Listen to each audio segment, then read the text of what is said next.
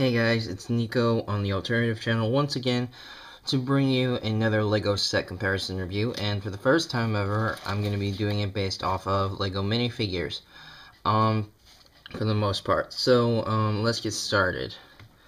As you can see, I got the R2-D2, R2-D2s, security droids, and Droidekas. The ones on the left are the brand new ones from the most recent years, like most of them being from like the newer sets from 2011, and then the older ones are from older sets like from 2006, 2007, 2008. So let's get started without further ado, and we'll start off with the R2-D2s. Now, as you can see, I have the older one. As you can see, it's not that very much detailed. There's no back detail on it. And the head's not even fully detailed either.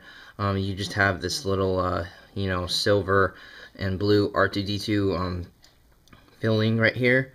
It doesn't even wrap around the whole figure itself. But you still have the same posable droid leg figures, like any other astromech. And over here on the new one, you can see LEGO sort of fixed that with the new ones. You can tell that the detailing on the newer one is a lot clearer than than the older one, and plus the older one has an actual fully grayish head, unlike the newer one, unlike the older one, which has a white head but just like a little silver outlining. But as you can see, this is more of a gray outlining, and this is more of a silver sort of outlining. But on this one, the head is pretty much full, so it looks a lot better. The bodies are essentially the same. The only difference is the head. As you can see, the new one is a lot more accurate to the actual R2-D2 itself from the Clone Wars and from the actual Star Wars movies. And in my personal opinion, I'd say the newer one's better, and I'd say a lot of you would think the same thing. So, yeah, and now we move on to the security droids. Here's the one from the Boost Starfighter in 2011 of this year, and here is the older one from the MTT of 2007. If you're wondering why this one's holding a rocket launcher, is because I sort of modded him to be one of those assault troopers from Battlefront, Battlefront 1 and 2. So let's just get started with the older one. As you can see, just the same detailing. However, there's even though it doesn't show on this camera, there's a very distinct line that goes through the middle here. It's a very ugly line. For those of you who have the older droids, you would know what I'm talking about. It's a very distinct line from the way it was made. And there's no other detail aside from the red torso itself. I mean, there's no detailing on the chest, no detailing on the back. There's no detailing on the back of the head either. Very inaccurate to the movies. However, LEGO made up for it once again in the brand new one. This new one, I still have the blaster rifle on him. This one does have chest detail, as you can see.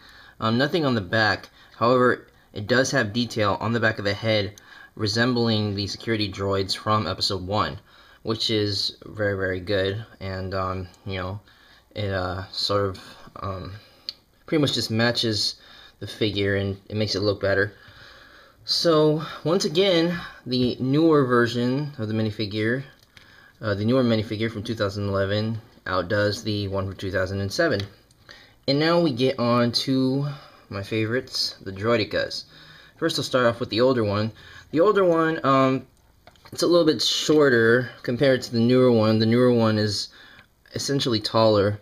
The way you roll this up into a ball, I never knew how you would roll this up into a ball. But you can like fix the head to where you can make it like that. But as you can see, you can't fully roll it into a ball for the most part. I mean, some people may have found a way to do it, but you know, there is really you know, it's a really hard way to turn it into a ball, just like the actual thing in the cartoon and in the movies. Whereas with the new one, they sort of brought back the playability of it, and you can pose these legs up and turn these around. I haven't really figured out how to roll this into a ball either, but you know, they've sort of embraced the playability of this one, you know, and overall I think this one has a better sort of design, because you can play with it more than you can play with the older one. As you can see, the minifigure isn't really that stable, which is kind of a little flaw, but you know, that's not a big flaw compared to you know, the fact that you can't really play with it as much, as well as just displaying it. But this one, you can, you know, you have the option of displaying it and playing with it. Kind of the same thing as the older one from I believe 2001, 2002, that came with that Trade Federation set with the older Obi-Wan Kenobi. But yeah, once again, out of this whole line, the minifigures from 2011 outdo the minifigures from 2007. So, you know, any new set that has the newer R2-D2, or the, in this case for these two, the new Naboo Starfighter, definitely go and pick one up. If you're an astromech collector like myself, having a bunch of these R2-D2s is okay, but you know, I would highly just suggest having one of the newer R2-D2s, even though I have like maybe 3 or 2. But yeah, so you know, just go and pick these up if you have the time. And definitely, if you haven't seen my review on my main channel of the Naboo Starfighter, go check that out. If you haven't seen my comparison on the Naboo Starfighter, go check that out. I will be doing a comparison on Vulture Droids next, so be on the lookout for that. And once again, sorry for the yellowish lighting, but that's just coming from outside. This is not my, I don't know if it's my camera, but you know, yeah, I'm trying to get it like that. Okay, please rate, comment, sub, and bye guys.